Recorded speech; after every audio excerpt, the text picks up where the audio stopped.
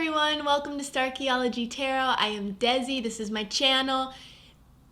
It's tarot time! Sagittarius, welcome, I love you. Sorry, I had to be up in your face because that's how excited I am to see you here.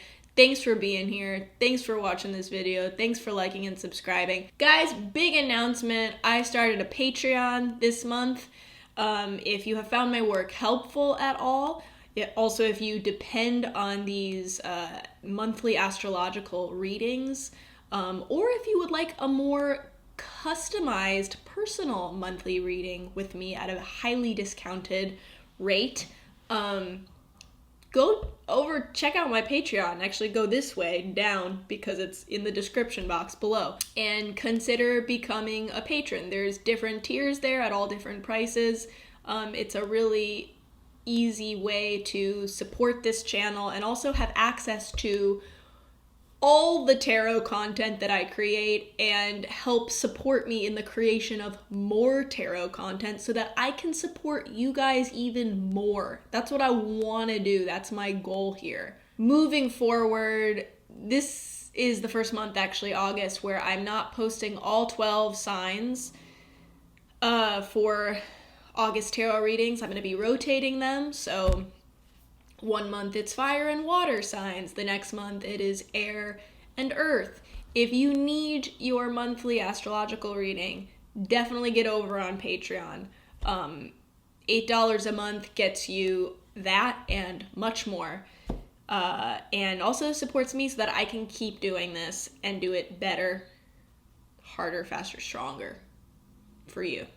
Okay, Sagittarius, let's dive right into your August tarot reading.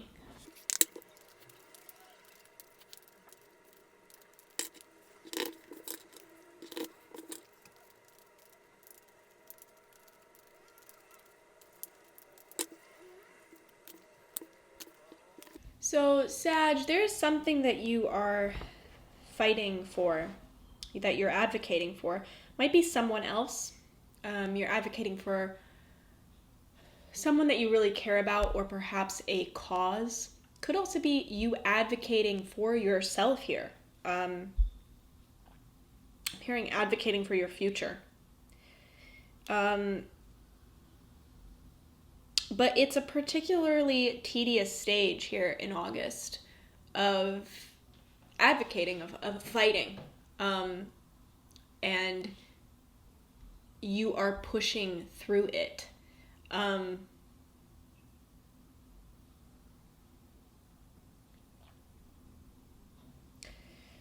of the thing is that this is not an overnight battle. This stage may be longer than you hoped it would be.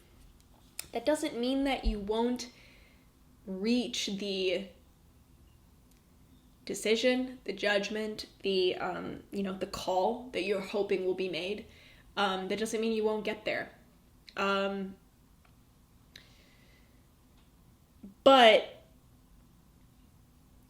I'm hearing that some of you may be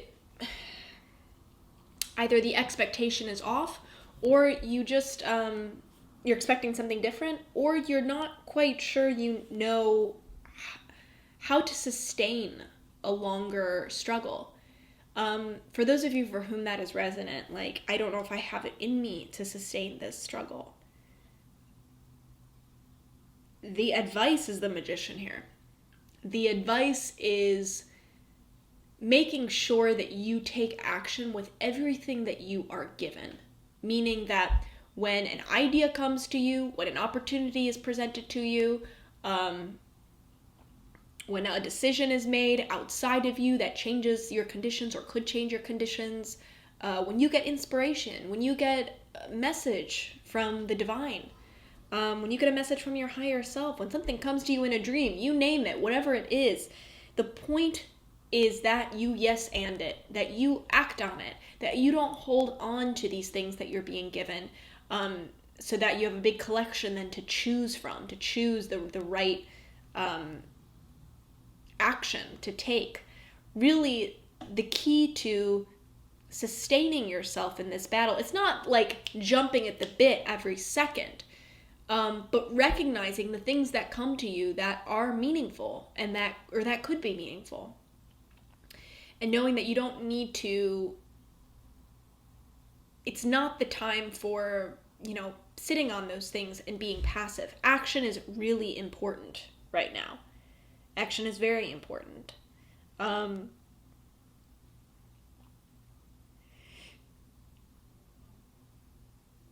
But that action needs to be slow and sustained and steady.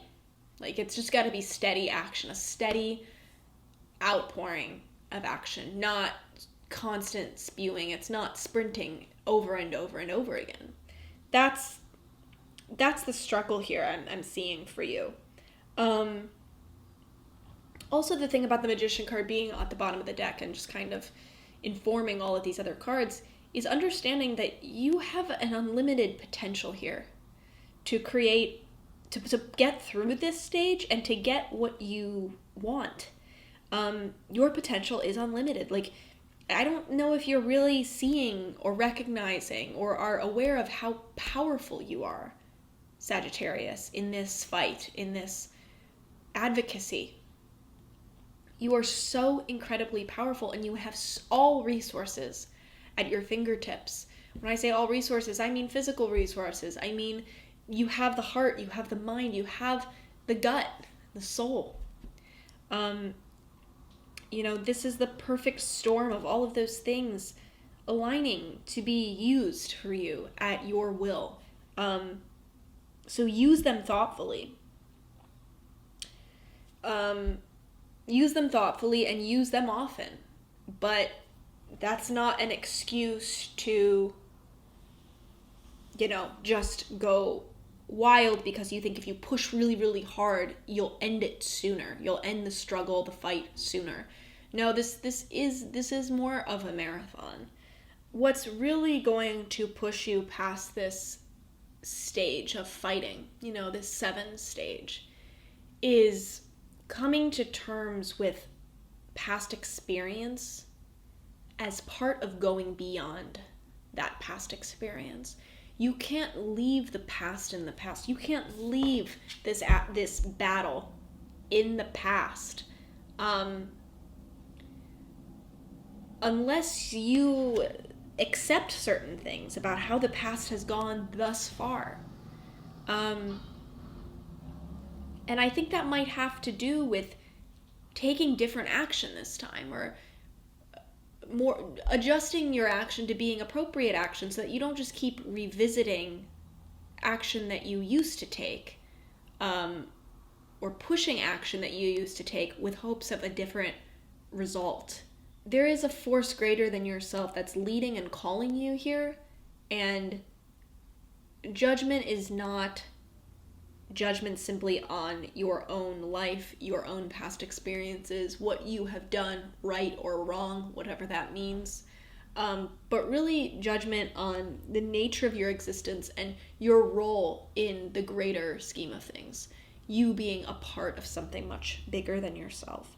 I see that as part of this advocacy work that you're doing. It's hard to keep fighting when an old version of yourself has already died and you're still fighting the same fight, and you've been reborn in that fight. Like, you are a newer version of yourself, but you're still fighting this old fight because there's something in the past that you haven't let go of, that you're trying to relive or redo, and are blocking some sort of acceptance.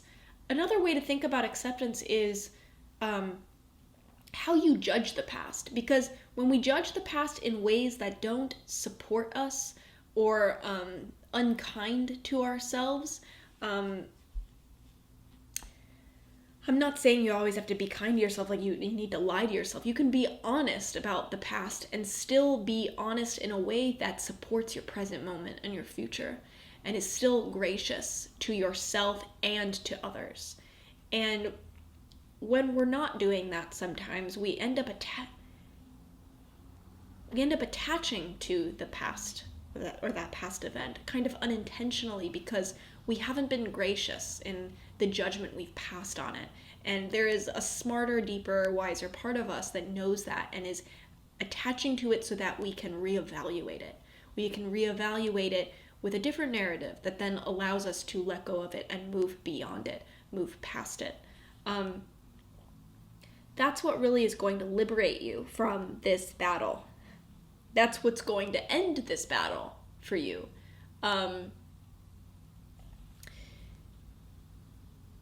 Choosing conscious action over impulsive action, but action nonetheless. It's not a time for sitting back and reflecting. It's magician action versus Knight of Swords action. I mean, really conscious action that acknowledges your unlimited potential, your great power and great responsibility, but also empowers you and is kind to you as well as to others. What is that action? And how does that reframe your this battle in the past up until this point? How does that reframe the battle so that maybe you see something that you didn't see before, that now you're able to see? Now you're able to see also an end in sight. That's kind of what I'm seeing here. This is about acknowledging, assessing the past in a certain way so that you can actually let go of it. And it's hard to do that because you're still battling. You're still in it. Like, the past is still a very active part of your presence, of your present, and presence. I think that wasn't a mistake. It's so part of who you are, what you bring to a space, what you bring to a person, to a relationship, to the room. It's part of your present and your presence. And if you really want it to end, what needs to change so that you're not that entwined with it?